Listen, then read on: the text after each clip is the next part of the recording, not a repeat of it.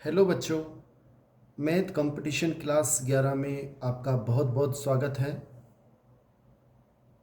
आज के 5 क्वेश्चन निम्न प्रकार हैं। आपसे निवेदन है कि चैनल को सब्सक्राइब करें, अधिक से अधिक लाइक करें, शेयर करें। आज के 5 क्वेश्चन निम्न प्रकार हैं, देख लेते हैं। निम्न में से उचित भिन्न, जिसे इंग्लिश में प्रॉपर भिन्न कहते हैं, नहीं है। उचित भिन्न कौन सी नहीं है? 2/5, 5/2, 3/5 या 4/5। इसमें बी आंसर रहेगा। ये उचित भिन्न नहीं है, ये अनुचित भिन्न है।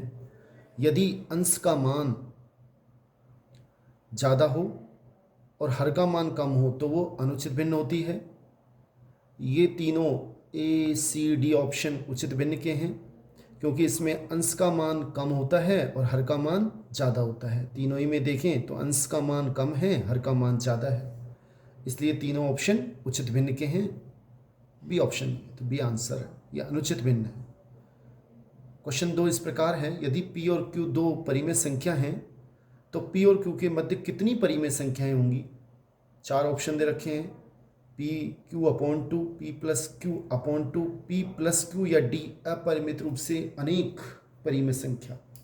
तो इसका आंसर होगा D।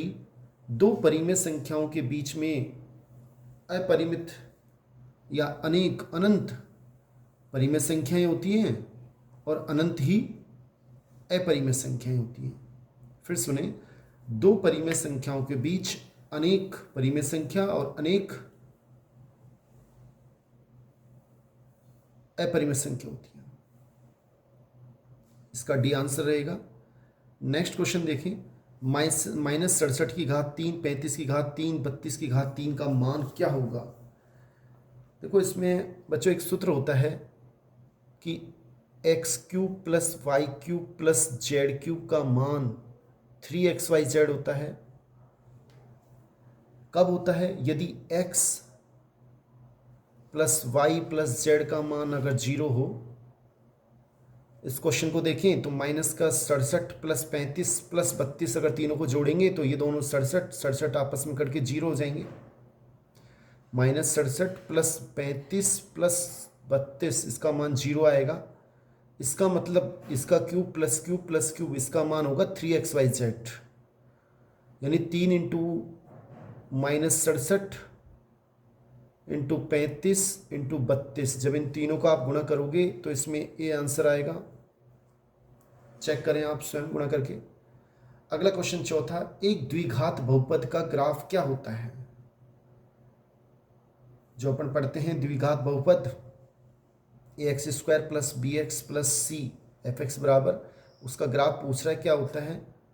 तो इसका ग्राफ सरल रेखा नहीं होता, इसका ग्राफ होता है परवलय।